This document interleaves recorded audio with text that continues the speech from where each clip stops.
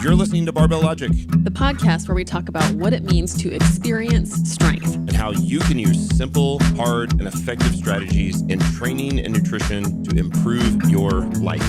It starts with meeting you where you are right now and finding lasting solutions. Welcome to the show.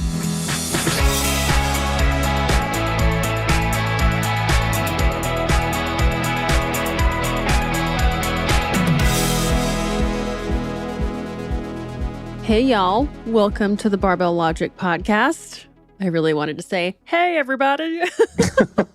I know I did. This is your host, Nikki Sims. Is it Friday yet? It's Friday in some parts of my brain. Also, I think some parts of my brain are still in Mexico. But welcome to Beast Over Burden. I'm Nikki. This is Andrew. Good afternoon. Howdy. Howdy. I had a really interesting exchange with a client today that I wanted to share, and I think it would be really useful for other people. And Andrew doesn't know at all what I'm going to talk about. This is all a surprise, but fortunately, Andrew's very smart, so this will go really well. All hearing this for the first time together. So I have a client who's been really quite consistent, and ever since we first started to work with each other, he was really concerned about putting on muscle, of course, but he also had voices in his head from people in his family and his doctor about needing to lose weight. And I think it was a shared goal that his waist measurement needed to come down, but he was hearing he needed to do cardio and not being advised to strength train, because he's also been hearing that, well, I need to build muscle. So he has these two conflicting sides in his head, and he continues to be really consistent with his strength training, but the nutrition changes and cardio have been less consistent. And so it came to the surface again today as a strong recommendation from his doctor that he needs to lose 10 to 15 pounds and start doing cardio. Can we get a little context on his current weight and waist or body composition? I think he's around 185. I don't have his waist measurement. He is not my nutrition client. And so that was my follow-up question is, do you need some nutrition accountability? That's where I was coming from. Just rough mathing this. At 185 pounds, for a doctor to recommend him to lose 10 to 15 pounds, he's got to be 5'2". Nope. What the hell is going on here? I mean, I see some opportunity for a waist measurement to go down, but he doesn't look unhealthy to me by any means. How tall would you estimate? Do you want me to get actual numbers here? I mean, just kind of helps paint the picture, triangulating. At least that, to me, hearing a doctor recommend 10 or 15 pounds is not out of the impossible scenarios, but I'm just trying to get a sense of, trying to visualize roughly what this person might look like. And 5'8", right now, 185 pounds. Yeah. So they want them to be 5'8", 160 pounds. So I'm guessing the doctor has some BMI calculation that he just, one of his basic thing that he tries to get all of his patients to fit. And, 5'8", 160 something pounds is not great in terms of, especially for somebody who's lifting. Yeah, exactly. Who's been training consistently for how long now? I think over a year now. Yeah, that would be small. Yeah. 5'8", 160 pounds would be a very small lifter. But of course, his doctor has a scare factor of this is for your health. You need to improve your cardiovascular health. So, I imagine it's scary to be hearing that, and you have do you know if there's any blood work component that is influencing the discussion? Not right now. No. Yeah. But I think there's probably some history that we've talked about at some point, which is not coming to the surface of my brain at this time, about high blood pressure, high cholesterol. But I'm sorry, I don't have that useful information. But where I thought it would be interesting to go with this is, how do you marry that philosophy of, well, okay, I need to lose body fat, but also I really want to have muscle. How do I understand what it's like to have muscle and still need to lose weight and manage body fat? Because I think he's hearing that it's not possible. You need to stop strength training. You need to lose weight. You need to do cardio.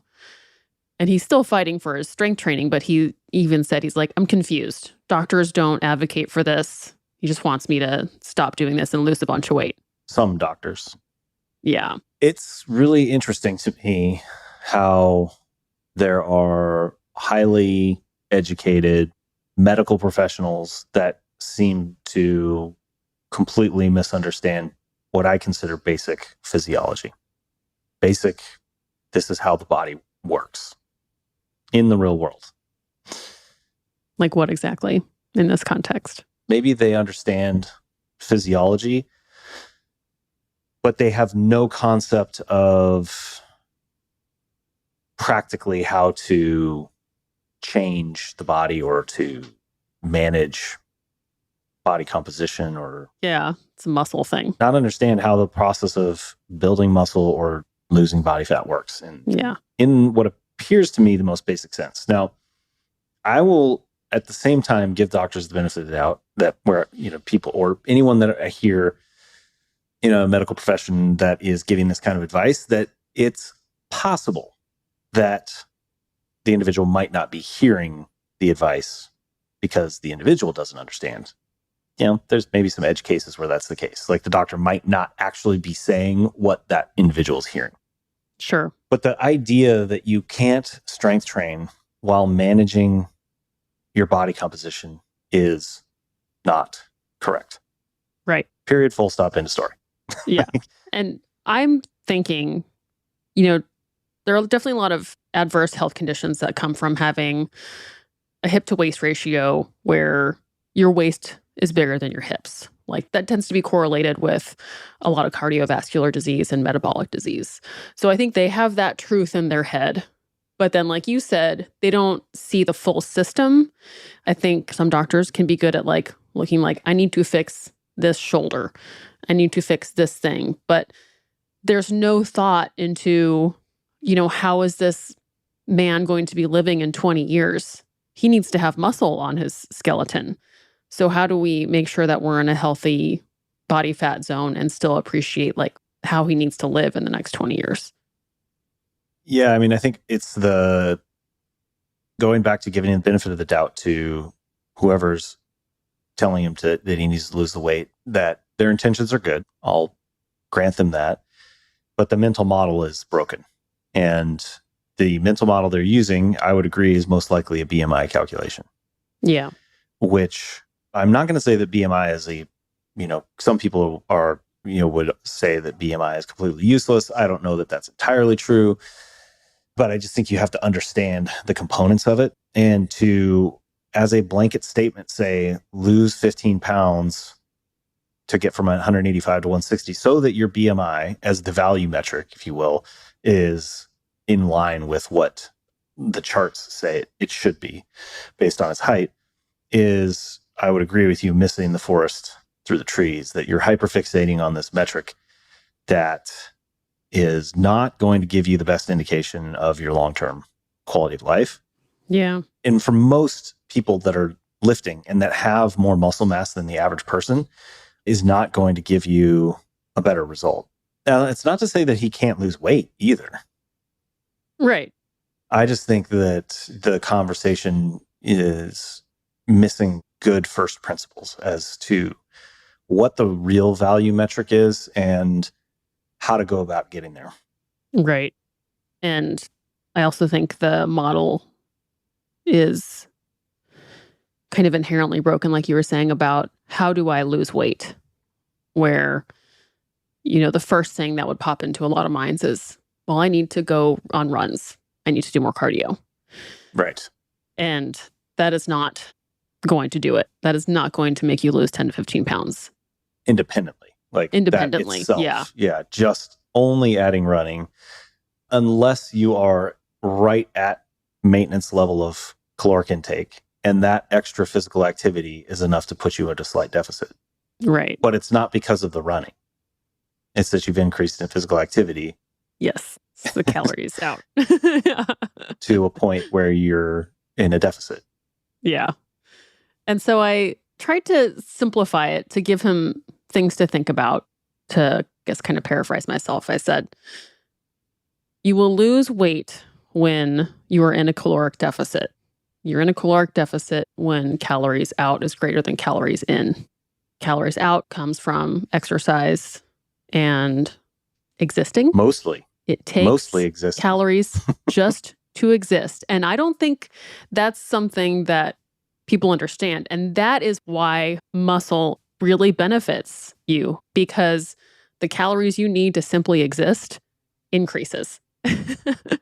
And so you're helping yourself in that way at just your steady state level of needing energy to simply be awake gets higher. And so your training sessions, in the moment, you burn some calories during your 45, 75 minutes, but then you're also increasing muscle mass, and that is costly tissue in a good way. Whereas something like conditioning and cardio, you burn calories while you're doing it, period.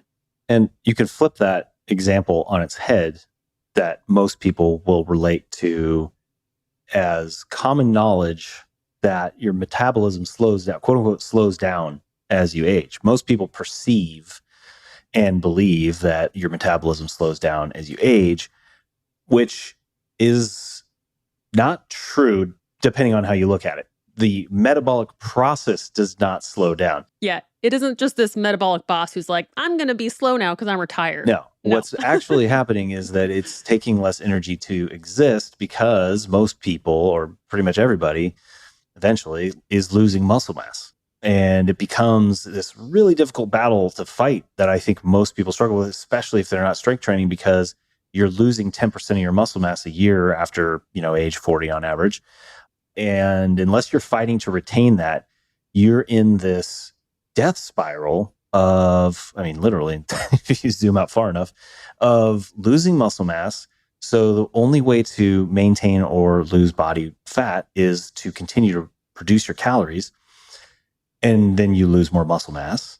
And then you're tired. You don't need as much energy and you're tired. And then so you're having to cut and reduce your calories because that's the only lever you have other than, if you're going to go run more or, be more physically active. But that's just relatively such a small amount compared to what it takes to maintain a strong, healthy, muscular body, that I think it's probably extremely frustrating to most people that don't have a good mental model of how their body actually sustains itself, how calories in and calories out work, where most of the energy is going.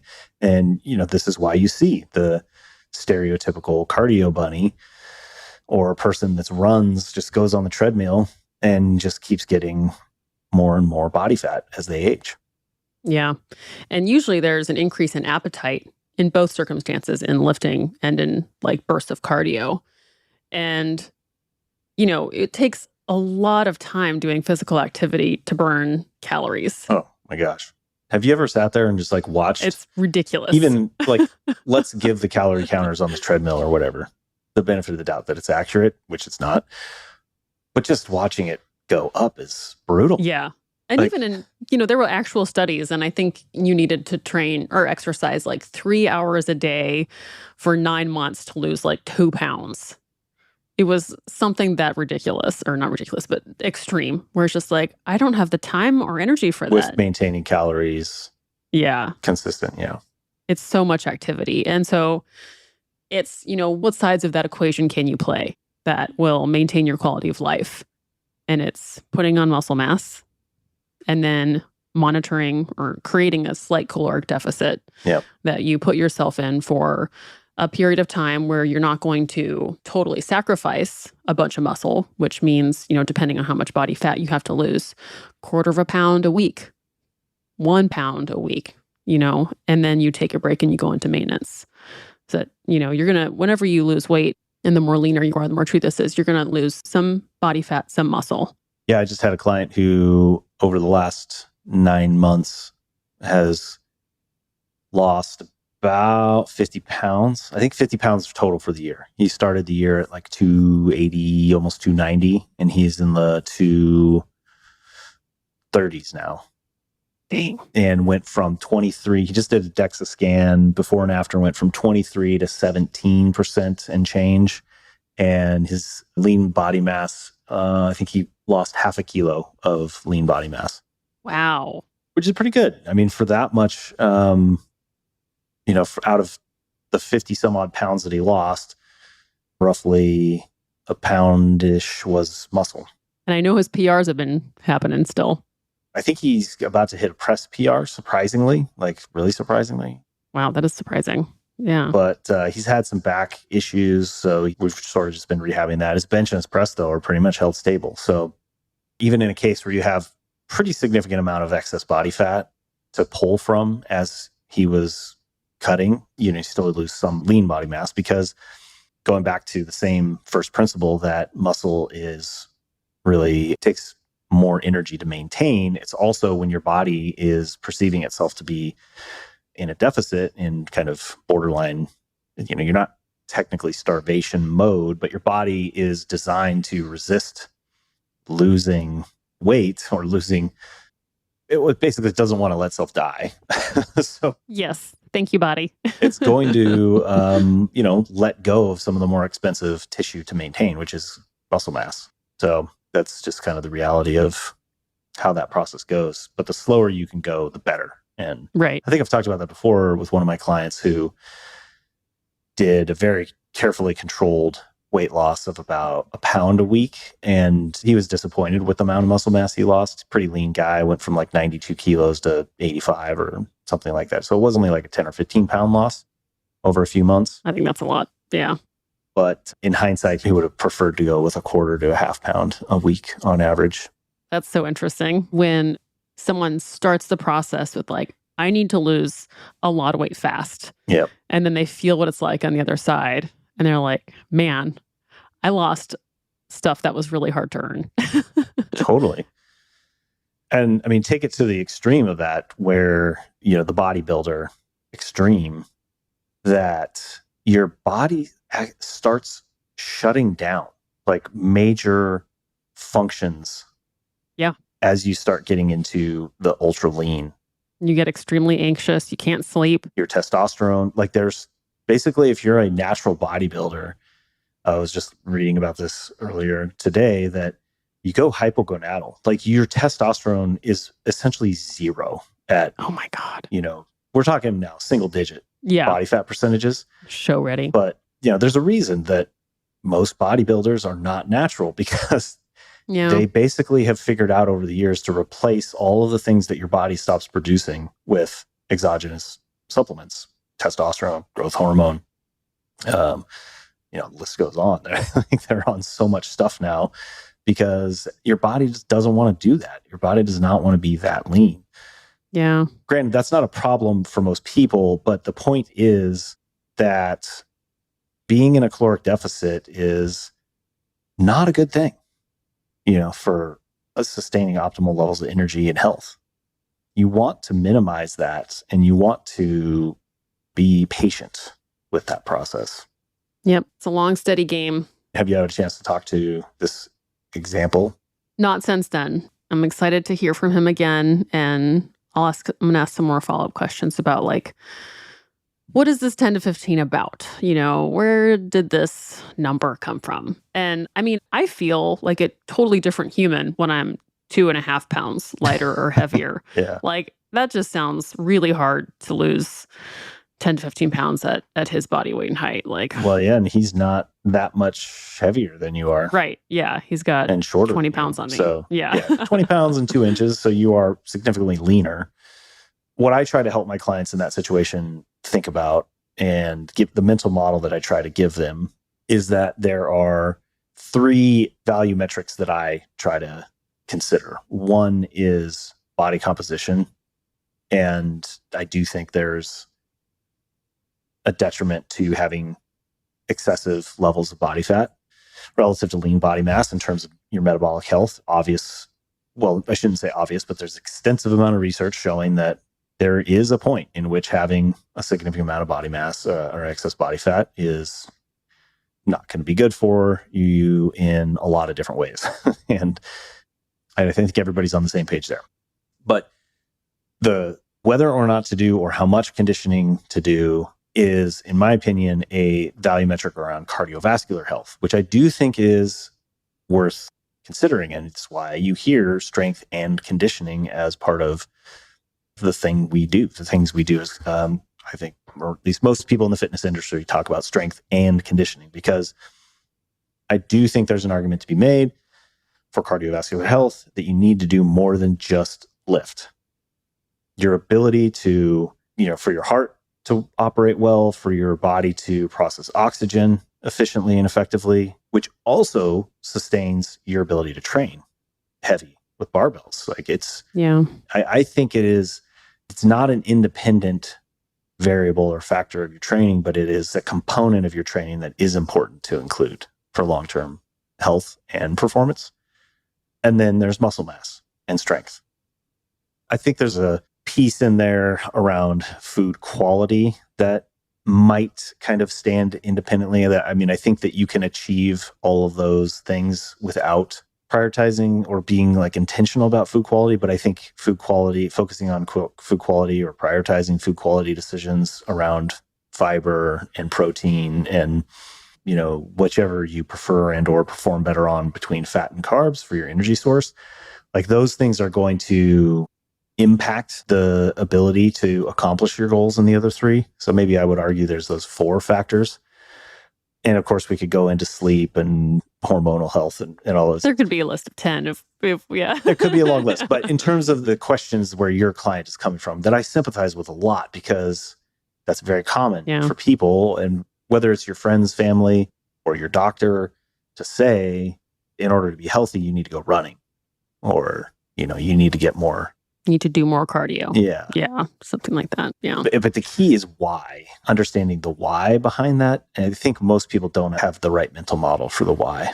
No, and there's a lot of information out there to absorb. So anyway, hopefully this helps someone who deals with that same conflict. And I think it was really helpful to talk about your model. And I just want to reiterate the importance of putting muscle on your skeleton to enable your resting caloric needs to get higher, because then you can enjoy food more and manipulate your body composition with more control and enjoy life longer. So totally. Yeah. Well, thank you, fellow beast. And thank you, all of you beasts, for listening to us. This has been the Barbell Logic Podcast, Beast Overburden. I'm Nikki. That's Andrew. See you next week. Bye-bye.